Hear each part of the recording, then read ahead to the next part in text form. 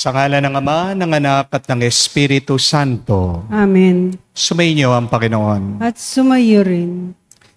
Mga kapatid, madalas kapag tinatanong tayo, kumusta ka na? Ang madalas na sagot natin ay, okay lang, mabuti naman. Pero kung totoo kang makakapagsalita at makakapagsabi, talaga ba, okay ka lang? Mabuti ba talaga ang iyong nararanasan? Aminin natin, hindi. Dahil tayong lahat ay may pagod na nararamdaman. Pagod tayo sa kakaisip sa mga problema. Pagod tayo sa pakikitungo natin sa ibang tao. Napapagod ang ating mga pangangatawan dahil tayo'y tumatanda, nagkakasakit. Napapagod din ang ating puso't kaluluwa dahil sa ating pagkakasala. Kapatid, ang pinakasagot sa ating kapaguran ay hindi lang pahinga, kundi ang pagpapahinga sa piling ng Diyos. Sa mga pagkakataon na kung saan sinubukan natin magpahinga sa pamagitan ng pagtulog, pagkain, paglilibot, paglalakwatsa, pagbibili ng mga gamit na gusto natin, pero nakalimutan naman natin ang Panginoon. Sa mga pagkakataon na kung saan hindi tayo nagdasal, di natin siya kinausap, di natin binuksan ang ating mga bigat na nararanasan, tinadala sa ating loob. Ngayon natin muli ang kanyang awa. Naway patawarin tayo sa ating mga pagkukulang, para kahit na kakaunti lamang, makita tayong karapat-dapat makatanggap sa mga banal na misteryo. Inaamin ko Sa makapangyarihang Diyos at sa inyo mga kapatid, na lubha akong nagkasala sa isip, sa salita, sa gawa at sa aking pagkukulang. Kaya'y sinasamo ko sa mahal na Birheng Maria, sa lahat ng mga anghel at mga banal, at sa inyo mga kapatid, na ako'y ipanalangin sa Panginoong ating Diyos. kawan tayo ng makapangyarihang Diyos, patawarin tayo sa ating mga kasalanan, patnubayan tayo sa buhay na walang hanggan. Amen. Panginoon, kaawaan mo kami. Panginoon, kaawaan mo kami. Kristo, kaawaan mo kami. Kristo, kaawaan mo kami. Panginoon, kaawaan mo kami. Panginoon, kaawaan mo kami. Manalangin tayo. Ama namin makapangyarihan, tinuturo mong ihanda namin ang daraanan ng Mesiyas. Huwag mong pahintulot na panghinaan ng loob, kaming tinataguyod ng kagalingan ngayon iyong dulot.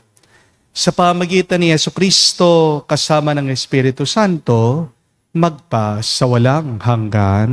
Amen.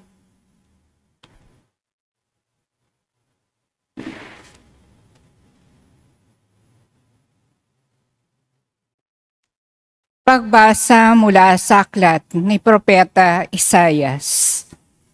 Saan ninyo ngayon ipaparis ang Diyos? Siya'y kanino itutulad?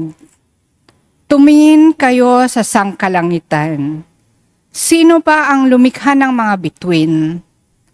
Sino ba ang sa kanila'y nagpapakilos at isa-isang tumatawag sa kanilang pangalan? Dahil sa kanyang kapangyarihan, isa may wala siyang nakaligtaan. Israel, bakit ikaw ay nagrereklamo na tila di alintanan ng Panginoon ang kabalisahan mo at tila di pansin ang iyong kaapihan? Di ba ninyo alam, di ba ninyo talos na itong Panginoon ang walang hanggang Diyos? Siya ang lumikha ng buong daigdig, hindi siya napapagod. Sa isipan niya'y walang makatatarok. Ang mga mahina't napapagal ay pinalalakas. Kahit kabataan ay napapagod at nanlulupaypay. Ngunit ang nagtitiwala sa Panginoon ay magpapanibagong sigla. Ang lakas nila'y matutulad sa walang pagod na pakpak ng agila. Sila'y tatakbo ng tatakbo, ngunit di manghihina. Lalakad ng lalakad, ngunit di mapapagod. Ang salita ng Diyos. Salamat sa Diyos. Panginoon, papurihan, aba kong sariling buhay. Panginooy papurihan, aba kong sariling buhay. Panginoon, papurihan, purihan mo kaluluwa. Ang pangalan niya ay banal, purihin mo sa tuwina. Ikaw, aking kaluluwa, ang Diyos ay papurihan, at huwag mong limutin yaong kanyang kabutihan. Panginooy papurihan, aba kong sariling buhay. Ang lahat kong kasalanay, siya ang nagpapatawad. Ang anumang aking sakit, ginagamot niyang lahat. Sa bingit ng kamatayan, ako ay nililigtas at pinagpapala ako sa pag-ibig niyang habag. Panginooy papurihan, aba kong sariling buhay. Kay ganda ng kalooban, mahabagin iting Diyos. Kung magalit ay banayad, kung umibig na may lubos. Kung siya ay magparusa, di katumbas ng pagsuway, di na tayo sinisingil sa nagawang kasalanan. Panginooy papurihan, aba kong sariling buhay.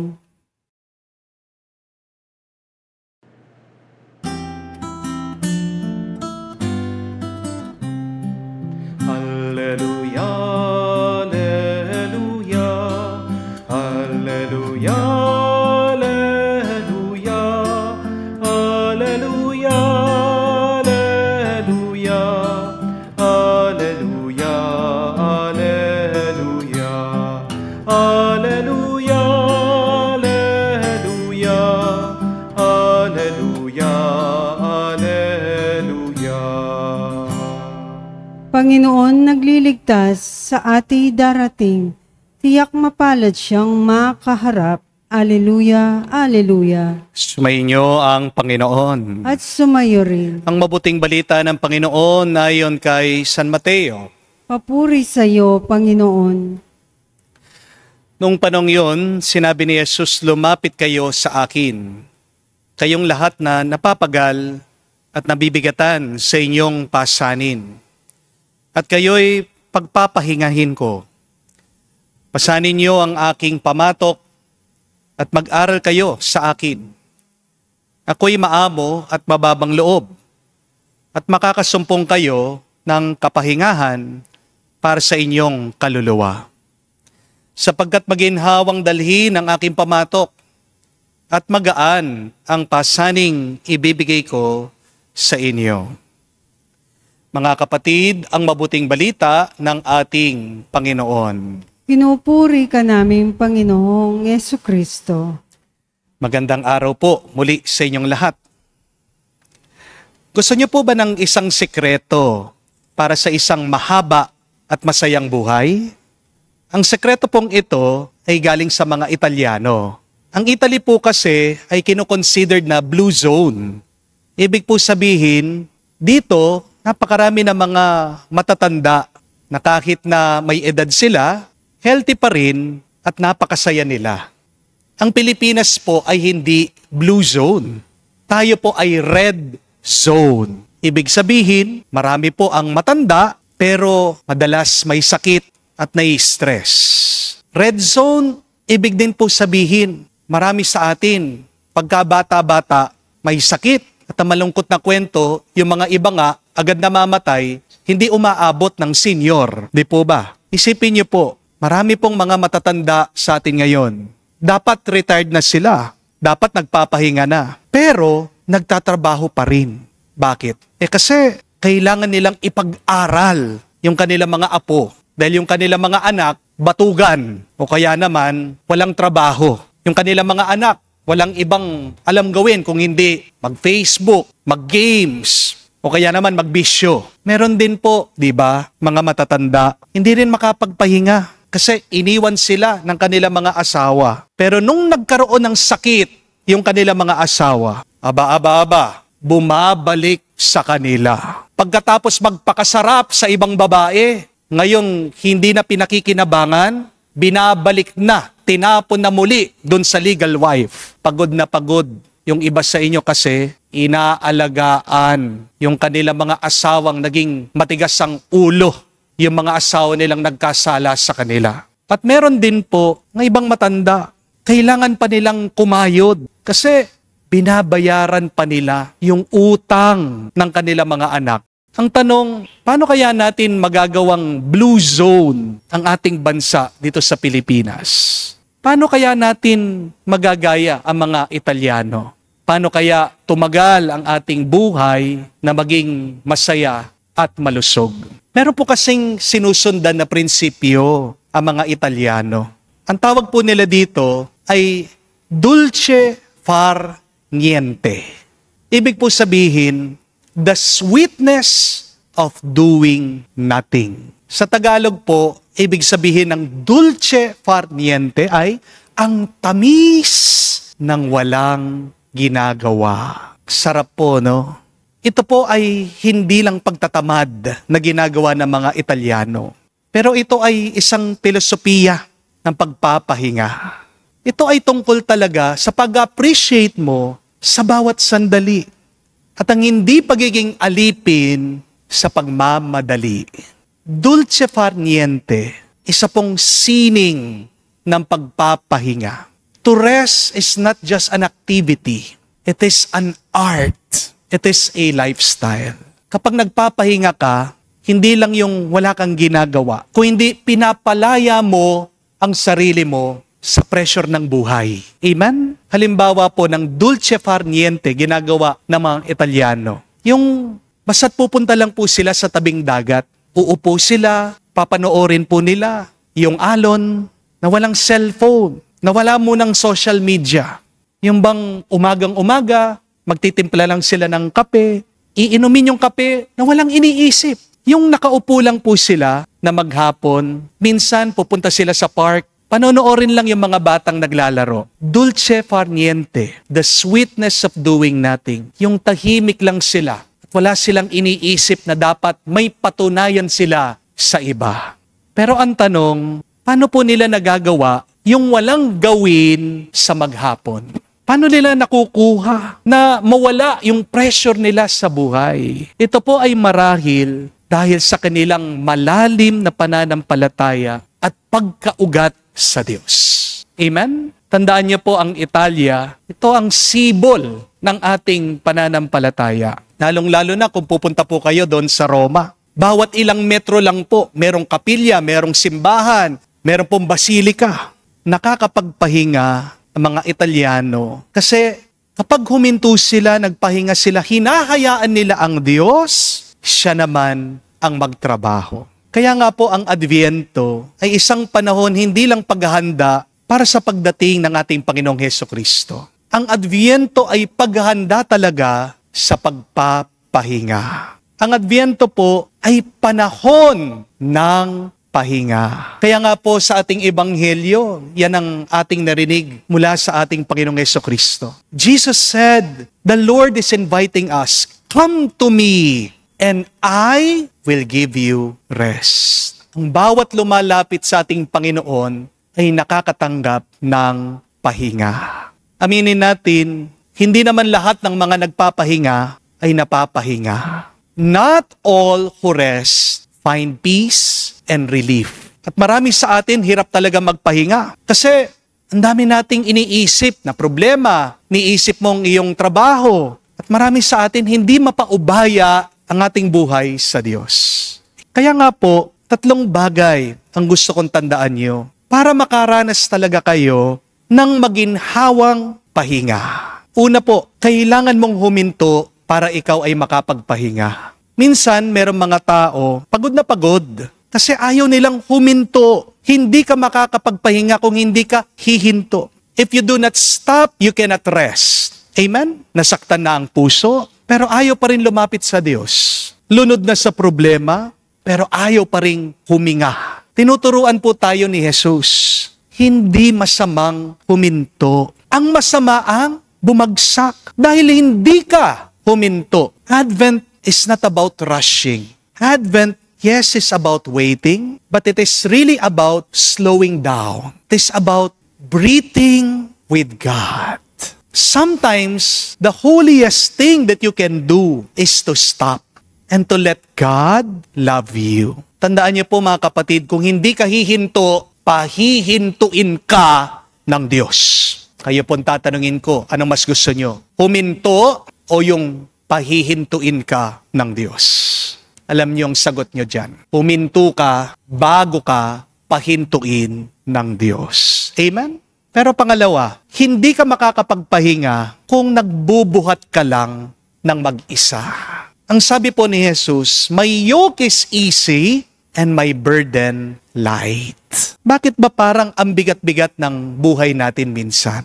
Simple lang po ang sagot. Kasi minsan, ikaw mismo ang nagpapabigat nito. Di po ba? Life is beautiful. Life is easy. Life is good. And yet, we make it hard and difficult. Amen? Meaning niya po, tinatago mo minsan yung utang mo, imbis na magpatulong ka, bibisyo ka pa, sumusugal ka pa, wala ka na ng pera, umuutang ka, bumibili ka ng mga gamit na hindi mo naman kailangan. Di po ba? Nakakatawa. Kung sino yung walang trabaho, siya pang maraming parcel at ino-order online. Di po ba? Aminin.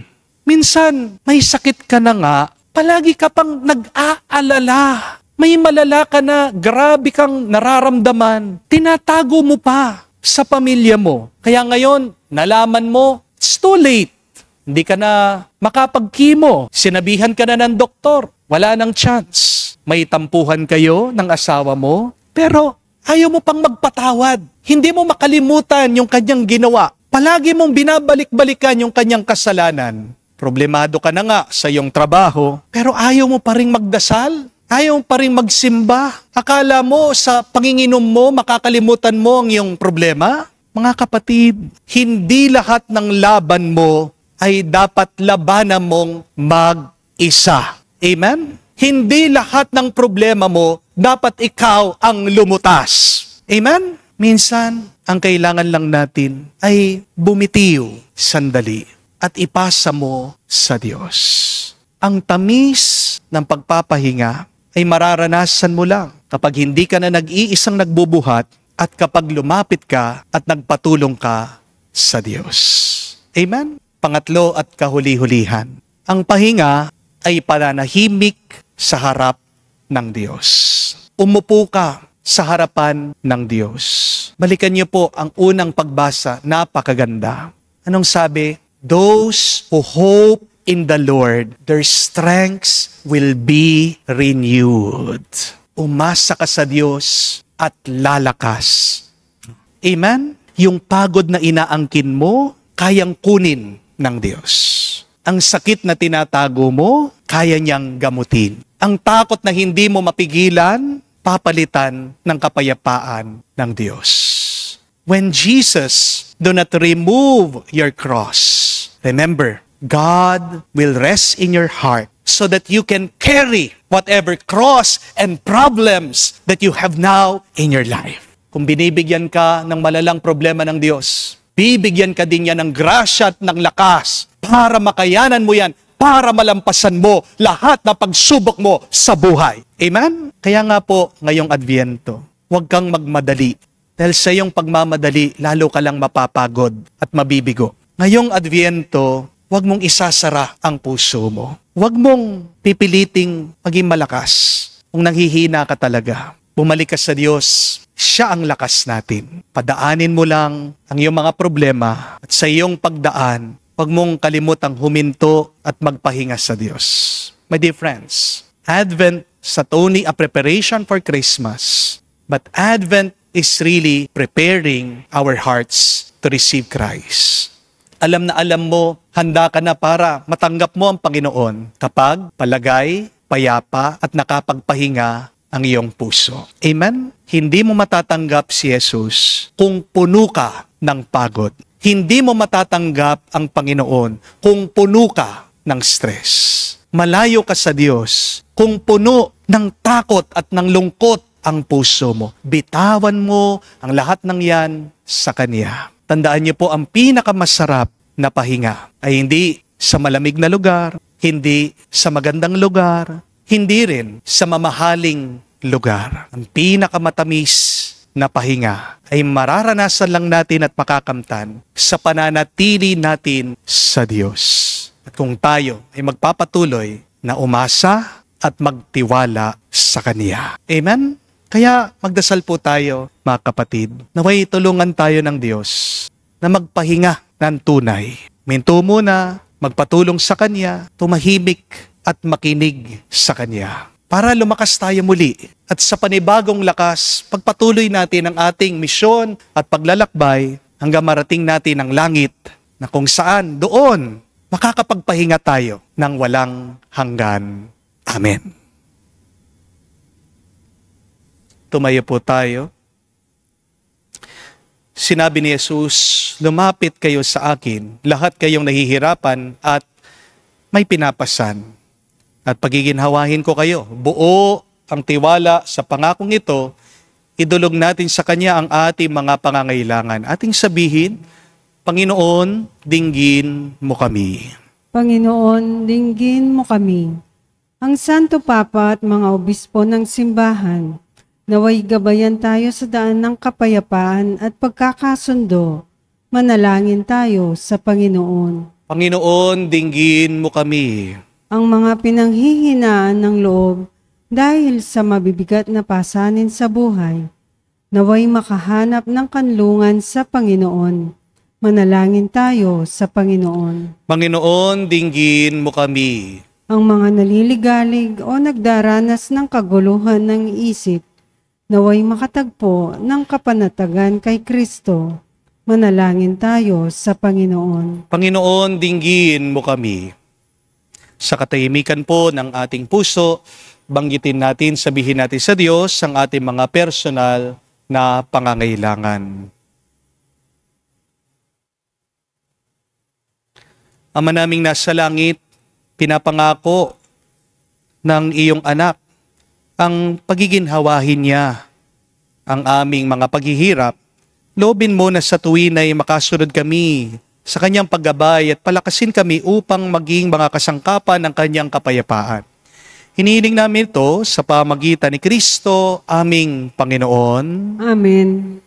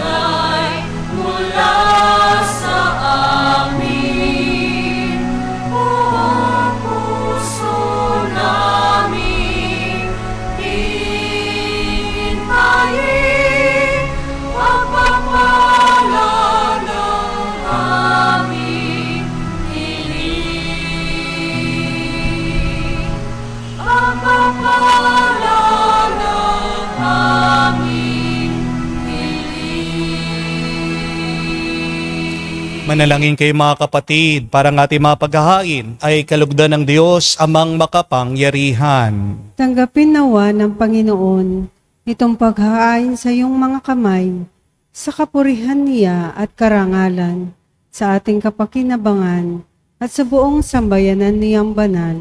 Ama naming lumikha, may hain nawang lubos ang matapat naming paglilingkod. sa pagganap sa itinatag ng iyong anak, sa pakikinabang sa iyong pagtubo sa aming lahat, sa pamagitan ni Jesucristo kasama ng Espiritu Santo, magpa sa walang hanggan. Amen. Sumainyo ang Panginoon. At sumayo rin. Itaas sa Diyos sa inyong mga puso at diwa. Itinaas na namin sa Panginoon. Pasalamatan natin ang Panginoong ating Diyos. Marapat na siya ay pasalamatan. Ama naming makapangyarihan, tunay nga marapat na ikaw ang aming pasalamatan. Sa pamagitan ni Jesucristo na aming Panginoon. Siya'y sinugo mo upang matupad ang iyong magandang balak para sa lahat. Hindi niya kinahihiyang mamuhay ng mahirap upang mapakisamahan niya kaming matapat. Siyang naging hindi na iba sa amin upang maitampok niya kami sa iyong piling. Sa kanyang lantarang muling pagdating, ang pakikisama niya ay puspusang magniningning. Ang pangako niya ay kapanapanabik, ay naasahan naming lubos na makakamit. Kaya kaisa na mga anghel nagsisiawit ng papuri sa iyo. Nang walang humpay sa kalangitan, kami nagbubunyi sa iyong kadakilaan.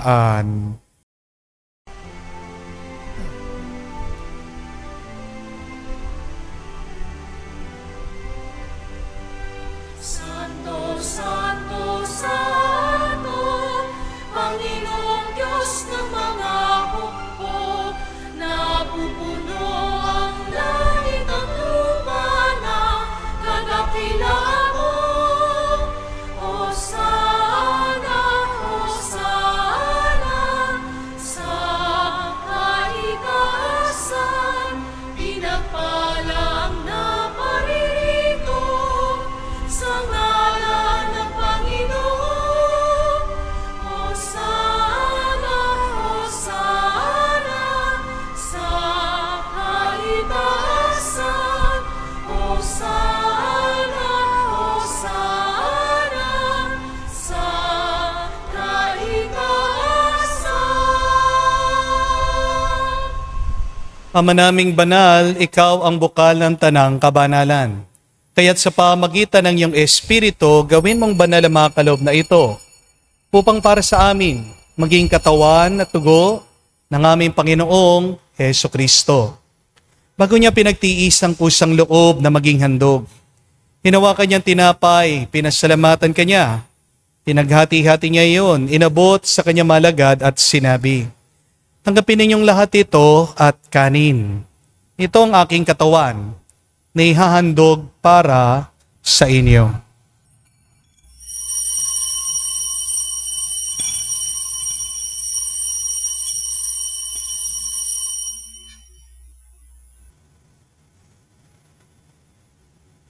Gayon din naman na matapos ang hapunan, hinawakan niyang kalis. Muli kanyang pinasalamatan.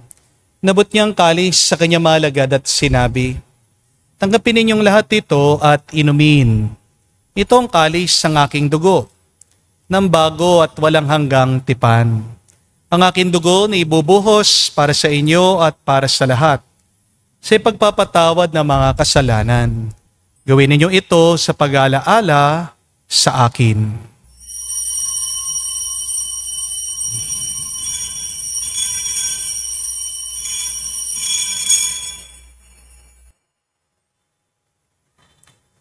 Ang misteryo ng pananampalataya. Aming ipinahayag na namatay ang iyong anak, nabuhay bilang Mesiyas at magbabalik sa wakas para mahayag sa lahat. Ama, ginagawa namin ngayon ang pag-alaala sa pagkamatay muling pagkabuhay ng iyong anak.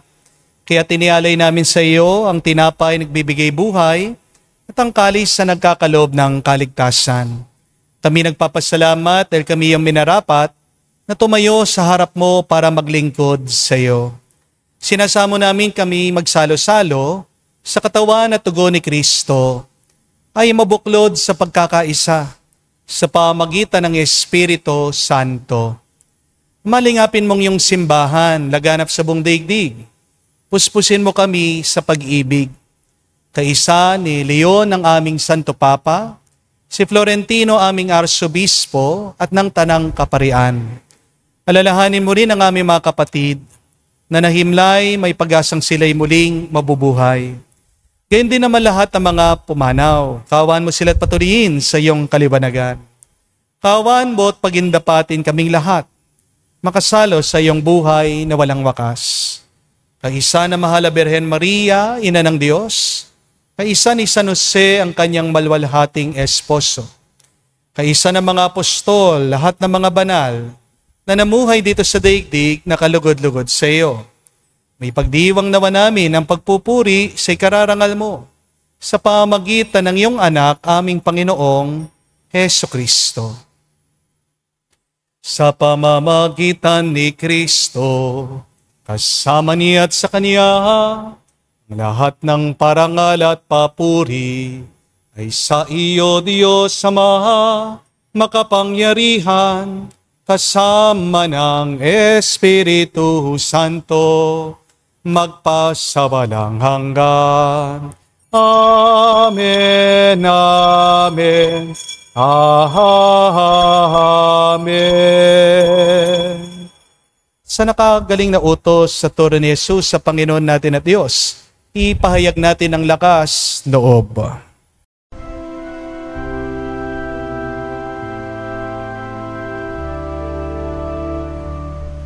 Ama namin, sumasalangit ka, sambahin ang ngalan mo, mapasa amin ang kaharian mo, sundin ang loob mo dito sa lupa, para lang sa langit. Bigyan mo kami ngayon ng aming kakanin sa araw-araw, at patawarin mo kami sa aming mga sala, para ng pagpapatawad namin sa nagkakasala sa amin. At huwag mo kami ipahintulot sa tukso, at iadya mo kami sa lahat ng masama. Hinihiling namin kami adya sa lahat ng masama, pagkalooban ng kapayapaan araw-araw, iligtas sa kasalanan, ilayo sa lahat ng kapahamakan, samantalang aming pinanabikan ang dakilang araw ng pagpapahayag ng tagapagligtas naming si Heso Kristo. Sapagkat iyo ang kaharian at ang kapangyarihan at ang kapurihan magpakailanman. Amen. Panginoong Heso Kristo, sinabi mo sa mga apostol, kapayapaan ang iniwang ko sa inyo. Ang aking kapayapaan ang binibigay ko sa inyo. Tunghayan mo ang aming pananampalataya at huwag ang aming pagkakasala. Pagkalooban mo kami ng kapayapaan at pagkakaisa ayon sa iyong kalooban, kasama ng Espiritu Santo, magpa sa walang hanggan. Amen. Kapayapaan ng Panginoon ay laging sumainyo. At sumayo rin. Magbigayan po tayo ng kapayapaan sa bawat isa. Pisuyo niyo po. Kapayapaan po sa inyong lahat.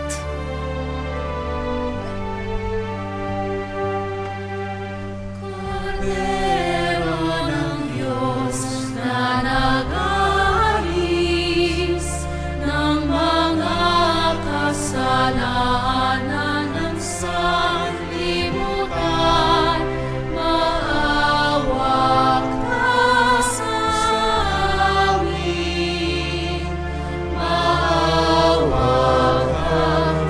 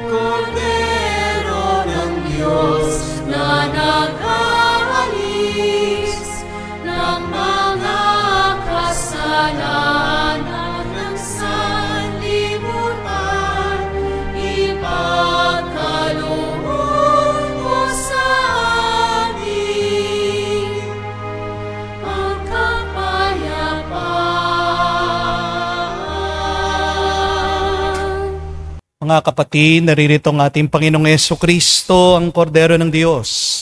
Siya nag-aalis sa mga kasalanan ng sanlibutan. Mapalad tayong lumalapit sa piging ng Kordero. Panginoon, hindi ako karapat-dapat na magpatuloy sa iyo, ngunit sa isang salita mo lamang ay gagaling na ako.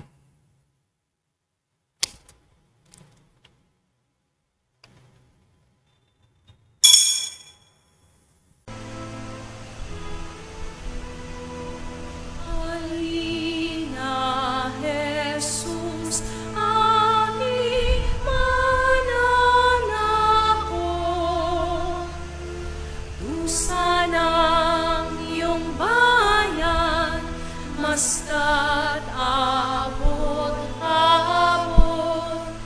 sa pag-ibig salat, katarungay kapos. Tangi kang pag-asa, O Jesus. Halina, Jesus, aming mananako. Awa mo't biyaya sa aming ipaabot. Pag-ibig kang tunay, katarungan lubos. Tangi kang pag-asa, O Jesus. Halina, Jesus, aming mananako. Kaming iyong bayan, bigyang lakas loob, hinihintay na aming pagdating mo, puspos. Tangi kang pag-asa, O Jesus. Manalangin tayo. Ama naming mapagmahal, ang pinagsaluhan namin ngayon sa ipagpapatawad ng mga kasalanan ay maging dapat nawang kaming maging handa para sa Pasko ng pagsilang ng iyong anak na siyang namamagitan kasama ng Espiritu Santo magpa sa walang hanggan. Amen. Tandaan niyo po ang dulce far niente. Ibig sabihin, the sweetness of doing nothing. Ang pagpapahinga ay kailangan din ng ating katawan at ng ating kaluluwa. You're actually doing something when you are resting. Pero para ikaw ay makapagpahinga, kailangan lumapit ka sa Diyos at magpaubaya ka sa Diyos. Hindi ka makakapagpahinga kung hindi ka hihinto. Mapapagod ka kung bubuhatin mo ang lahat. At makakapagpahinga ka lang kung ikaw ay tatahimik. Kahit naman po ang halaman, kung tutukan mo yan ng malakas na music, 24 hours, walang tigil, malalanta din. Kailangan ng katahimikan ng ating katawan at ng ating kaluluwa. Tayo'y lumapit sa Diyos, huwag tayo maghinayang na nagsasayang tayo ng oras sa pananalangin. May you rest in your prayer, and in your prayer may you find rest. Kaya ngayon pong araw, maghanap kayo ng oras at panahon, magpahinga. Lisin nyo muna sa inyong isip ang mga inaalala nyo. Lisin nyo muna sa inyong puso ang galit nyo. Just stay. Be still. Know that God is in control. At subukan mong lasapin yung tamis ng pahinga. Wala kang ginagawa, pero may pananampalataya kang may ginagawa palagi ang Diyos. Sumainyo ang Panginoon. At sumayo rin. At kay basbasa ng Diyos, makapangyarihan sa lahat, sa ngalan ng Ama, ng Anak, ng Espiritu Santo. Amen. Ang ating misa'y natapos na, humayo kayo sa kapayapaan ni Kristo. Salamat sa Diyos.